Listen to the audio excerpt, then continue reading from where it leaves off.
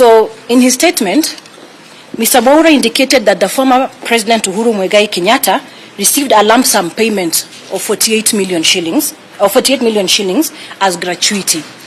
I would like to confirm that that is correct, that he did receive the lump sum, but I also want to emphasize that gratuity is an entitlement accorded to every public officer on the expiry of service or once their contract is done. And just to give but an example of a few is the former Chief Justices, all former members of Cabinet, commanders of Defense Forces, that is CDFs, including the then Deputy President. He also received a gratuity, and including myself as a former spokesperson of State House. It is true that the former President is receiving his personal monthly allowances that are paid by the pension fund that is domiciled at Treasury, and he also has the medical cover.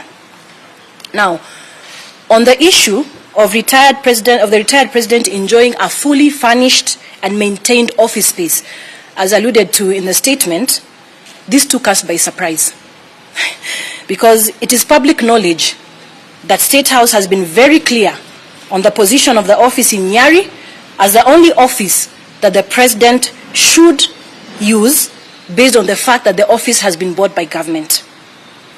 A position that was clearly articulated by the State House spokesperson, Hussein Mohammed, during a question and answer session when he was doing the press briefing of President Ruto's visit to the United States of America.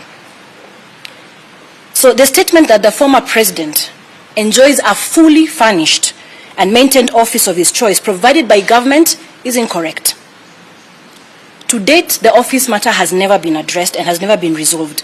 But I would, however, want to note, and I'd like you to note that the office in Nyari was selected by the former president, the late former President Mwai Kibaki, suitable for himself. Just a note that I'd like you to take. Then I would like to confirm also that the office confirms that the former president was indeed allocated vehicles for his personal use, and that is 2 Toyota Land Cruisers, like stated in the statement, 1 Mercedes-Benz, and 1 Range Rover that is in use by the former First Lady, Mama Margaret Kenyatta. The 4 Toyota Prados that have been mentioned are in use as follows. 3 are used by the security detail that was given to the president, the former president, and 1 Toyota Prado that is being used by the office, as well as 1 Subaru Forester. Now, what the government spokesperson did not clarify is that the vehicles allocated to the former president for personal use were not new.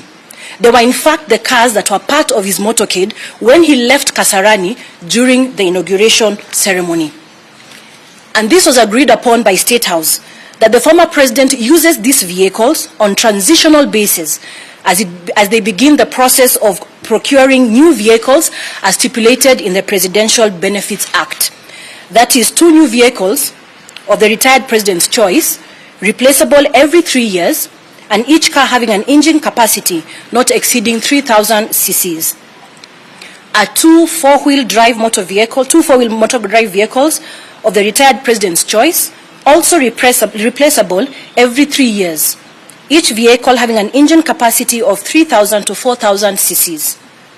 Just a point of note as well, the late President Daniel Arap Moi and the late President Mwai Kibaki were allocated and maintained more than double the number of vehicles that have been allocated to the 3rd retired president to ensure optimum running of his office.